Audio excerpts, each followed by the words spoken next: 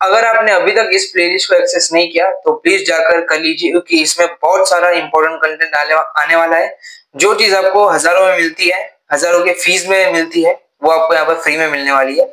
सो इस प्लेलिस्ट का जो लिंक है वो मैं डिस्क्रिप्शन बॉक्स में दे दूंगा। तो चलिए आज का सेशन चालू करते हैं by installing MySQL workbench. और उसके लिए आपको जाना पड़ेगा mysql.com पर। इसकी ऑफिशियल वेबसाइट है MySQL की। उसके बाद डाउनलोड्स के सेक्शन में जाकर ये जो कम्युनिटी डाउनलोड्स है वहां पर जाइए। उसके बाद ये जो MySQL इंस्टॉलर फॉर विंडोज है वहां पर जाइए। उसके बाद जो आपका लेटेस्ट वर्जन है उसे डाउनलोड करके आपका MySQL वर्कबेंच जो है वो डाउनलोड हो जाएगा। अगर एक बार वो आपका डाउनलोड हो जाए, और एक बार हमेशा ध्यान रखना कि वो जो एग्जीक्यूट है, मेक श्योर कि आप सारे ऑप्शंस टिक करके एग्जीक्यूट वाले बटन को दबा रहे हो। और वो जो पासवर्ड है MySQL में डालना होता है वो प्लीज अच्छे से डालना, याद रखना, बाद में बहुत दिक्कत हो जाती है इसलिए। तो अगर आपका MySQL वर्कबेंच डाउनलोड हो चुका है तो चलिए स्टार्ट करते हैं आज के लेक्चर से। सो पहले हम सीखेंगे कि डेटाबेस को क्रिएट कैसे करते हैं। अभी तक अभी तक हमने सीखा है कि डेटाबेस क्या होता है। तो डेटाबेस क्या होता है? The collection of data that can be easily accessed, यानी कि एक्सेस कर सकते हैं, अपडेट कर सकते हैं या फिर डिलीट कर सकते हैं। और types of database, what is SQL. SQL के बारे में हमने थोड़ी सी इंफॉर्मेशन पढ़ी कि एसक्यूएल के की फीचर्स क्या होते हैं, एसक्यूएल क्या होता है।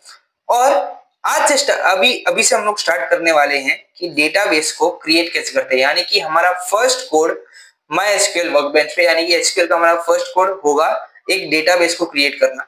अब कोई भी डेटाबेस अगर हमें क्रिएट करना हो हमारे जो कलेक्शन में, यानी कि हमारे MySQL वर्कबेंच अगर हमें कोई भी डेटाबेस क्रिएट करना है तो सिंपली हमें एक कमांड लिखना है, क्रिएट डेटाबेस। एसक्यूएल एक ऐसी लैंग्वेज है जो रीडेबल लैंग्वेज है, इजीली रीडेबल लैंग्वेज है। तो सिर्फ आपको क्रिएट डेटाबेस और आपके डेटाबेस का नाम, क्रिएट डेटाबेस और डेटाबेस का नाम आपको वो डालना है, बाद में यूज डेटाबेस।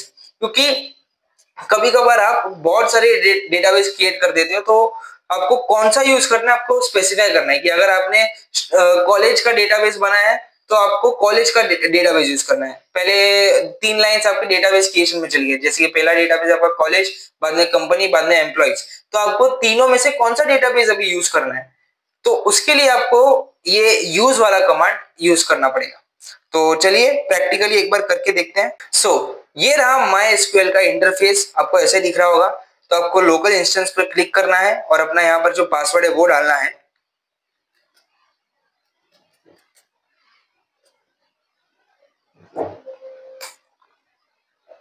यस, तो आपका ये वाला इंटरफेस खुल जाएगा। यहाँ पर आपको बहुत सारी चीजें दिखेंगी। यहाँ पर ये स्कीमास वगैरह, एडमिनिस्ट्रेशन, ये एडमिनिस्ट्रेशन, यहाँ पर जो एडमिनिस्ट्रेटिव चीजें होती है, मैनेजमेंट की चीजें होती हैं, सर्वर को स्टार्ट करना वगैरह, यहाँ पर आप कर सकते हो। और स्टार्टिंग में जब आप देखोगे तो आपको ये वाला एक टूल भी दिख रहा होगा, जिसकी आपको फिलहाल के लिए कोई जरूरत नहीं है। तो यहाँ से आप इसे बंद कर सकते हो। और ये वाला जो नीचे वाला भाग है आप उसे भी बंद कर सकते हो इस चीज पर दबा के, लेकिन आपको नहीं करना क्योंकि यहाँ पर आपका आउटपुट दिखने वाला है और यहाँ इसकी आपको जरूरत पड़ेगी क्योंकि यहाँ पर स्कीमा है। मैंने पहले भी स्कीमा का जिक्र किया था। स्कीमा यानी कि आपके डेटाबेस का स्ट्रक्चर, यानी कि कितने डेटाबेस हैं, डेटाबेस में कितने टेबल्स हैं वगैरह आपको स्कीमा में दिखता है। तो और ये वाला जो है यहाँ पर आप पूरा कोड करते हो, आप अपना कोड लिखते हो। पहला जो हमारा कमांड होगा वो डेटाबेस को क्रिएट करना होगा। फॉर एग्जाम्पल अगर आपको एक डेटाबेस क्रिएट करना है जिसका नाम है कॉलेज। चलिए लिखते हैं कमांड, क्रिएट डेटाबेस कॉलेज। अब क्रिएट डेटाबेस कॉलेज। अब एक चीज ध्यान रखना कि ये जो क्रिएट और डेटाबेस, ये जो है ये कमांड है, तो हमें इसे आप लोअर केस में भी लिख सकते हो, अपर केस में भी लिख सकते हो, लेकिन प्रेफरेबल है कि आप अपर केस में लिखो। और ये जो आपके डेटाबेस का नाम है वो आपका लोअर केस में होना चाहिए, अपर केस में नहीं होना चाहिए, क्योंकि ये जो है वो केस सेंसिटिव है। तो आपको ये लोअर केस में लिखना है और उसके बाद एक सेमीकोलन डालना है। यहाँ पर सेमीकोलन यानी कि इंग्लिश में जो फुल स्टॉप होता है वो होता है। आपने एक बार सेमीकोलन डाल दिया यानी कि आपने उस स्टेटमेंट का अंत कर दिया, वो स्टेटमेंट वहां पर एंड होता है। तो पहले तो आप क्रिएट डेटाबेस लिखना है, वो उसका कमांड है, बाद में डेटाबेस का नाम, बाद में सेमीकोलन। अब ये होने के बाद इसे सिलेक्ट करना है और ये वाला जो बटन है वहां पर क्लिक करना है, यानी कि ये वाला जो कमांड था वो आपका रन हो गया। यहाँ पर ये ग्रीन टिक है, यानी कि यस आपका कोड सक्सेसफुली रन हो चुका है। अब आपको ये डेटाबेस कहाँ क्रिएट हुआ है वो देखना है, तो आपको स्कीमास में जाके रिफ्रेश करना पड़ेगा। तो आप देख सकते हैं यहाँ पर एक कॉलेज नाम का डेटाबेस क्रिएट हो चुका है। अब यहाँ पर आप क्लिक करोगे तो आपको दिखेगा कि कितने टेबल्स हैं। अभी फिलहाल हमने कोई टेबल क्रिएट नहीं किया तो टेबल कुछ दिखाएगा नहीं, इसलिए अभी कोई टेबल नहीं है। कितने व्यूज है वगैरह, फंक्शंस वगैरह सब आपको यहाँ पर स्कीमा में दिखेगा। तो ये था कि आपको डेटाबेस बनाना कैसे। अब उसी अभी फिलहाल मैंने यूज किया, चलो अब और एक डेटाबेस बनाते हैं। क्रिएट डेटाबेस स्टूडेंट,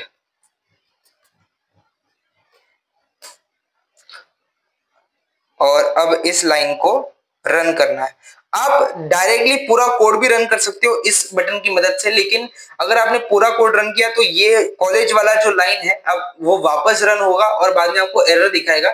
इससे अच्छा आप हर एक लाइन को मैन्युअली रन करो। जैसे कि आपने इस लाइन को सिलेक्ट किया और बाद में इस वाले ऑप्शन को पे क्लिक किया तो यहाँ पर देखो ये ग्रीन टिक आ गया कि कॉलेज नाम का डेटाबेस क्रिएट हो चुका है। अब यहाँ पर सॉरी स्टूडेंट नाम का डेटाबेस क्रिएट हो चुका है। अब वापस आप रिफ्रेश करोगे तो आपको स्टूडेंट नाम का डेटाबेस दिख जाएगा और इसमें भी आपको जो अलग अलग टेबल्स है वगैरह आपको दिख जाएंगे। अब हमने दो डेटाबेस बना दिए। अब मुझे जो भी मैं अब मुझे ये करना है कि मैं अभी जो भी कोड लिखूंगा वो सिर्फ कॉलेज वाला जो डेटाबेस है उस पर अप्लाई हो, क्योंकि मैंने तो इसमें अभी दो डेटाबेस डिक्लेयर कर दिए हैं, एक कॉलेज एक स्टूडेंट। लेकिन मुझे अभी जो भी मैं कोड लिखूंगा, जो भी मैं चेंजेस करूंगा वो सिर्फ कॉलेज वाले डेटाबेस में होनी चाहिए। तो अब मैं कैसे कर सकता हूं, आपको लिखना है यूज कॉलेज। आपने ये लाइन लिख दी और आपने रन कर दी, यानी कि अभी आप जो भी चेंजेस करोगे अब वो चेंजेस कॉलेज के डेटाबेस में होंगे। तो बहुत सारे डेटाबेस हमने क्रिएट कर दिए हैं और आपको अभी सिर्फ एक ही डेटाबेस पे काम करना है। तो आपको यूज वाले जो टाइप है उसको डिक्लेयर करना पड़ेगा और बाद में आप उस डेटाबेस पे काम कर सकते हो। तो ये थे तीन कमांड्स, तीन मेजर मतलब दो कमांड्स, एक था क्रिएट डेटाबेस और एक था use.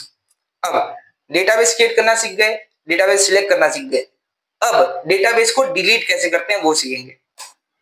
Yes, delete a database. अभी कोई डेटाबेस है जिसका काम अभी आपको नहीं है, काम खत्म हो चुका है और आपको वो डेटाबेस डिलीट करना है, तो आपको सिंपली उस डेटाबेस को ड्रॉप करना है।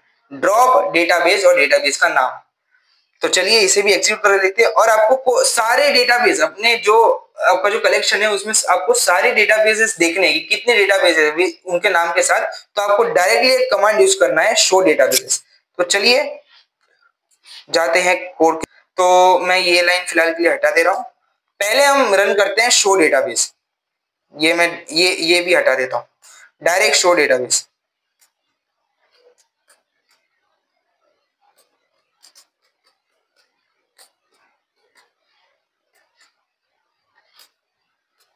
सेमीकोलन।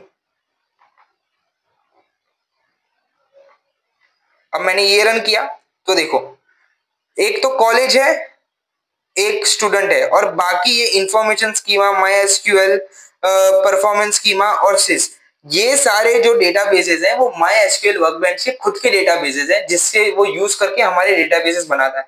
तो वो तो सिर्फ MySQL के, हमें उसके साथ कुछ भी छिड़कानी नहीं करनी। तो हमने जो डेटाबेस बनाए हैं वो है कॉलेज और स्टूडेंट, यानी कि शो डेटाबेस वाले कमांड से हमें जितने भी डेटाबेस हमारे MySQL वर्कबेंच पे वो हमें दिख जाएंगे। लेकिन ये जो सिस, MySQL performance schema, information schema, वो सारे जो है वो MySQL के पर्सनल डेटाबेस है जिससे कि वो हमें हेल्प करता है सारे डेटाबेस बनाने के लिए। तो हमारे डेटाबेस थे कॉलेज और स्टूडेंट। अब ये लाइन को मैं डिलीट कर देता हूं। मुझे एक डेटाबेस डिलीट करना है। मान लो मुझे स्टूडेंट का डेटाबेस है वो डिलीट करना है, तो मैं सिंपली लिखूंगा ड्रॉप डेटाबेस और डेटाबेस का नाम स्टूडेंट और इसे मैं रन करूंगा।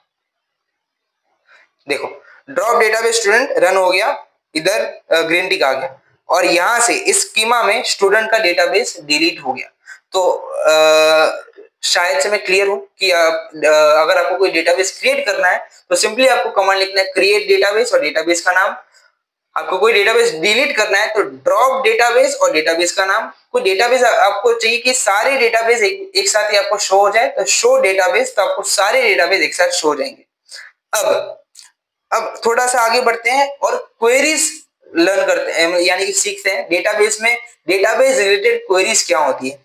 उसके लिए और एक चीज मैंने मेरे वेबसाइट पर एक बहुत बड़ा अपडेट किया है कि माई एसक्यूएल के रिलेटेड सारी चीजें अभी आपको मेरी वेबसाइट पर मिलेंगी। जैसे जैसे मैं लेक्चर्स बनाता रहूंगा वैसे वैसे आपको इन्फॉर्मेशन मिलती जाएगी।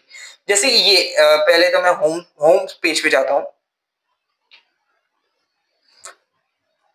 अब यहाँ पर आपको एसक्यूएल की एक बैच मिल जाएगी, आपको जाना है, फ्री ऑफ कॉस्ट है। अब इंट्रोडक्शन से लेके सारी चीजें आपको मिल जाएंगी, एसक्यूएल डेटा टाइप्स वगैरह सब। और एक बेस्ट थिंग है कि जितने भी कोड्स, इंपॉर्टेंट कोड्स हैं जो मैं यहाँ पर अभी आपको करके बता रहा हूँ, सारे के सारे कोड्स आपको वेबसाइट पर मिल जाएंगे। साथ ही में आप उसको यहाँ से कॉपी कर सकते हो और अपने माई एसक्यूएल वर्कबेंच पर पेस्ट करके उसे डाउनलोड कर सकते हो। चाहे कितना ही बड़ा कोड हो आपको यहाँ पर मिल जाएगा, आप डायरेक्ट कॉपी करके पेस्ट कर सकते हो।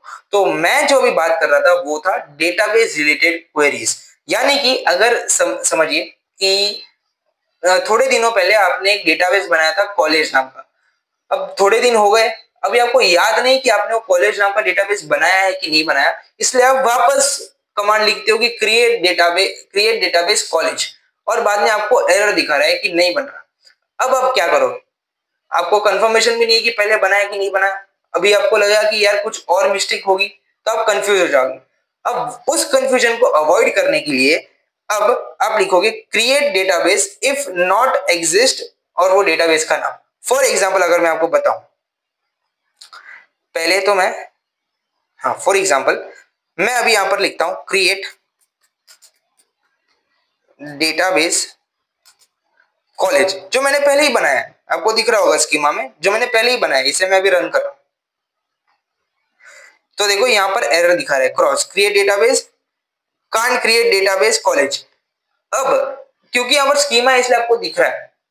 थोड़े दिनों बाद आप स्कीमा खोलना भूल गए या फिर आपको कुछ कंफ्यूजन हो गया, जब आप बहुत बड़े बड़े कोड्स लिखते हो तो तब आप स्कीमा कभी कभार देखना भूल जाते हो। तो तभी ये कंफ्यूजन ना हो इसलिए आप यहां पर लिखते हो, आप ये लाइन को डिलीट करके आप लिखते हो create database if not exist, बाद में आप लिखोगे डेटाबेस का नाम। अब आप इसे अगर रन करोगे तो आपको वार्निंग आएगी। एरर आना कोई भी कोड में बहुत बुरी बात होती है, बहुत बुरी बात होती है अगर आपको कोड में एरर आ रहा है। अगर वार्निंग आ रहा है तो ठीक है, चलेगा। अगर एरर है तो प्रॉब्लम है, वार्निंग है तो चलेगा, यानी कि आपको वार्न कर रहा है कि ये पॉसिबल नहीं है, ये पॉसिबल नहीं हो सकता, वार्न कर रहा है। ये हमें वार्न कर रहा है कि कांट क्रिएट डेटाबेस कॉलेज। अभी आप वार्निंग देख के आपको लगेगा कि यस, मैंने ये इफ नॉट एग्जिस्ट का मैंने कमांड लिखा है, यानी कि पहले से ही ये डेटाबेस एग्जिस्ट कर रहा है। अब दूसरी चीज, मुझे मान लो कि मैंने थोड़े दिनों पहले स्टूडेंट नाम का डेटाबेस डिलीट कर दिया था, लेकिन मुझे वो याद नहीं है। अब देखना, मैं लिख रहा हूं ड्रॉप डेटाबेस स्टूडेंट, जो मैं पहले ही कर चुका हूं, आपको पता है। लेकिन अगर मैं इसे रन करूं तो मुझे एरर दिखाएगा। एरर क्या दिखा रहा है कि कांट ड्रॉप डेटाबेस स्टूडेंट। अब आपको लगेगा कि क्यों ऐसा हो रहा है, आपको कंफ्यूजन होगा। उस कंफ्यूजन को रोकने के लिए यहां पर आप लिखते हो इफ एग्जिस्ट। अब अगर आप इसे रन करोगे तो आपको वार्निंग आएगी।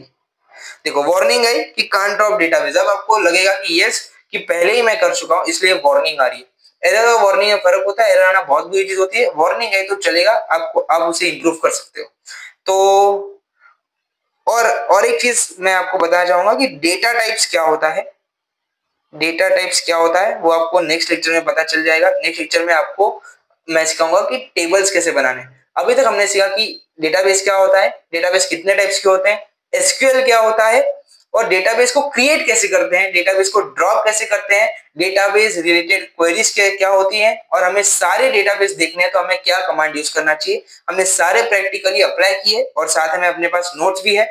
ये पीपीटी का लिंक भी आपको डिस्क्रिप्शन बॉक्स में मिल जाएगा, वेबसाइट का लिंक भी आपको डिस्क्रिप्शन बॉक्स में मिल जाएगा, और साथ ही में MySQL की वेबसाइट का लिंक भी मिल जाएगा और प्लेलिस्ट का लिंक भी मिल जाएगा, सब कुछ मिल जाएगा। सो नेक्स्ट लेक्चर तक गुड बाय, जय श्री कृष्ण, राधे राधे।